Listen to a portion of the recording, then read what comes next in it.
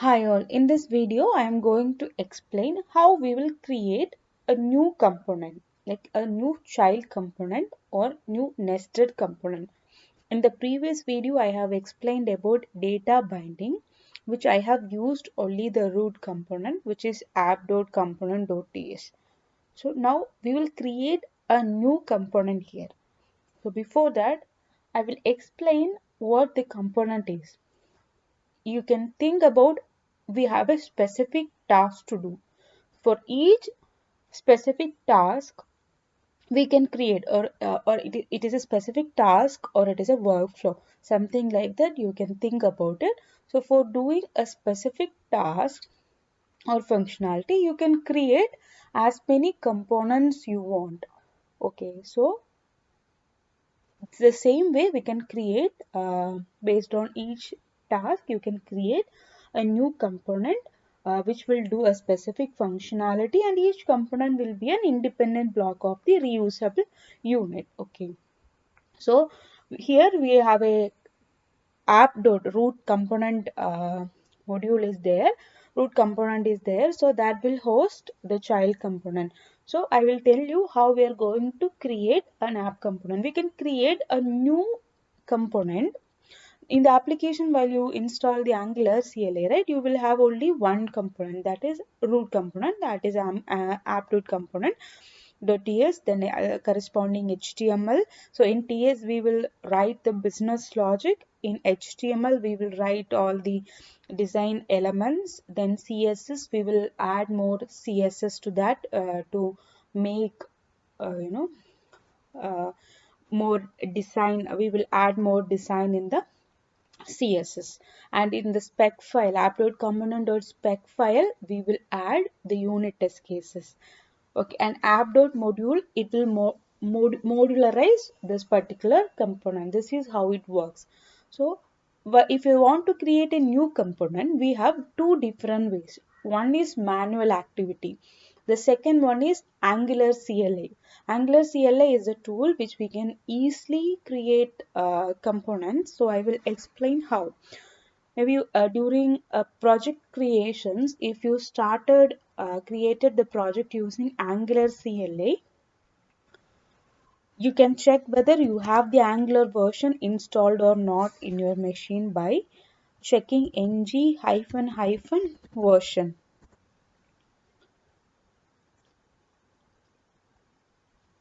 Yes, you can see, right, you have Angular CLI, that's why it is coming. Else maybe, it is showing ng is not a valid command, something like that. You can, it will show that. And also Angular CLI installation is also very easy. Okay, so I have the Angular CLI version. Then what I have to create is like ng generate. Then if you want to create a component, just create component. So ng generate. Then I am saying like I have to generate a component inside app folder, right? So ng generate component, then component name. I'm creating a first component. Then we'll check that how it will generate. You can see automatically inside the app folder a new component will be created, folder will be created, and the whatever name we have mentioned, then name dot component dot css, then first dot component dot html, first dot component dot css. So this is the css file, this is the html file, this is the spec file, and this is the business logic TS TypeScript file. So it has been, this ng generate component first will generate a four component files, as well as you can see it is updating app.module.ts. Why it is updating in app.module.ts is like we want to connect, right, or we want to load our new component somewhere else, in a place, right? So here app dot module is the root module. So you have to place this particular component, that first component, right? First component inside here. So you can see that in app dot modules we have many sections called declarations, we have imports, we have providers. So imports will be mainly for module imports. Okay, so in Angular applications, if you are also creating the first as a different module instead of a component, then you have to import that particular module inside the import. Okay, if you are not creating a first as a module, instead you are creating just a component, then you have to add that component directly in the declaration section. Then if you have any services, that I will explain later, if you have any services, okay, that you have to declare in the providers list. So this is how we are doing it globally.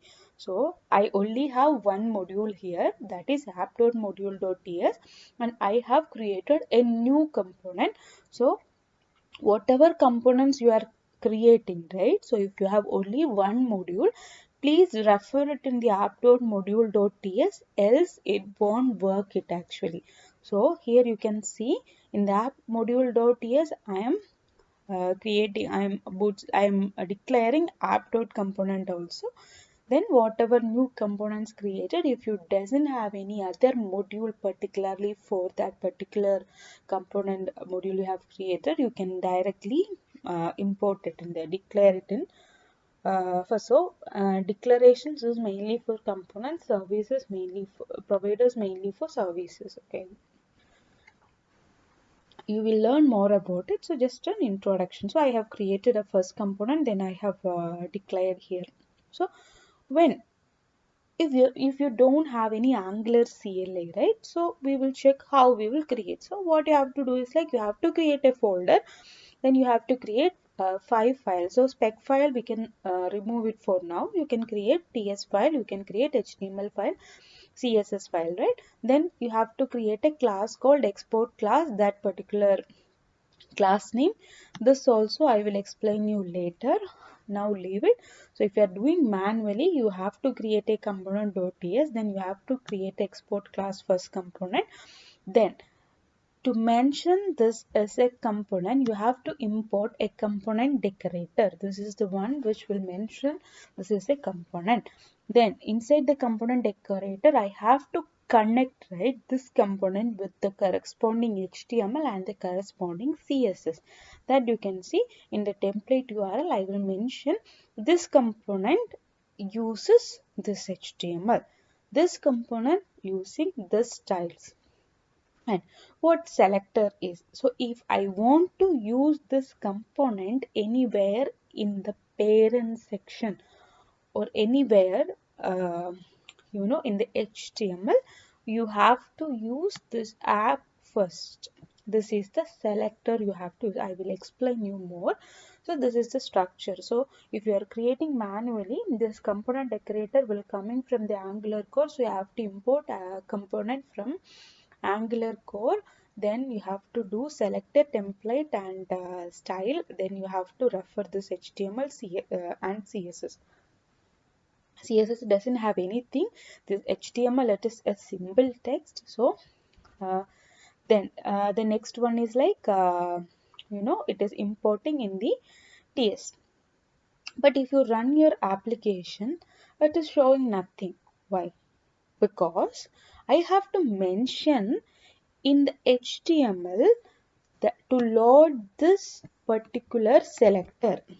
So in the app.component HTML, I am clearing everything and I am saying this selector as a new tag.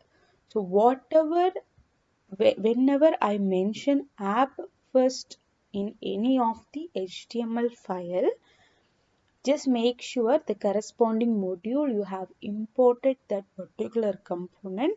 Then what happens is it will replace whatever tag is here, right? It will replace with this particular content inside that particular component.html. This is what it happens. We'll check that scenario. You can see, right? First work. So if you want to create a new separate component, the next step is like we will try to create another component. So ng generate component first I have created. There is another option called, instead of elaborating generate component, something like that, we have a shortcut. So ng, g for generate, c for component. Then I am creating a second component.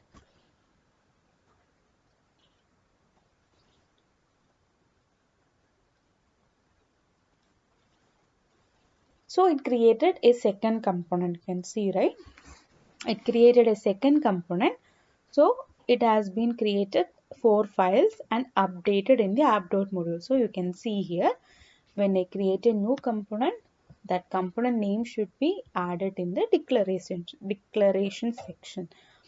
So for example, if you are doing it manually, when you add the second component in the declaration, it will show in a red color. So what you have to do is, like, if you are using Visual Studio Code, control dot, it will be import automatically. It will be show as suggestions automatically. Just click on it. That's all. Okay. So what is the next step? After creating new component, then we have to declare in the app.module.ts. Then if you want to use the second component in the app.component.html, first we have to go to ts file and we have to check this particular selector, and you have to mention it the app.component.html. So here app second, you can see it, right? Seconds also. There is another option also. If you want to declare this app second inside, first how we will do it, like I will cut it, and inside that, after we show first works, I will show here. So you can see this same thing. Sorry, it is getting duplicated because I didn't save here. Now the same thing, but happening, what is happening behind the scene? In app.component.html, app first, it will replace with the content of first.component.html. So this will be there and this will be there.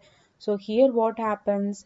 The second tag will be replaced with the second.component.html. So here, instead of this will come here. Instead of both files, both contents will be displayed. So here app first is the parent component, app first is the child component. Okay, so inside app first we are using app second. So here app second is the child and app first is the parent. Okay, this is how we are saying, like a parent child, parent child relationship. So if we want to pass a data between parent and child, we have a different ways to do that. So we will check that in the coming videos. Hope you will understand this. You got up, hope you got all the points, like how to create a nested component using Angular CLI. In the Angular website itself, we are mentioning we have used Angular CLI, or else you will be able to use manually. You can do it every step by step. It is mentioning in the component overview section of the Angular, so you can go through it.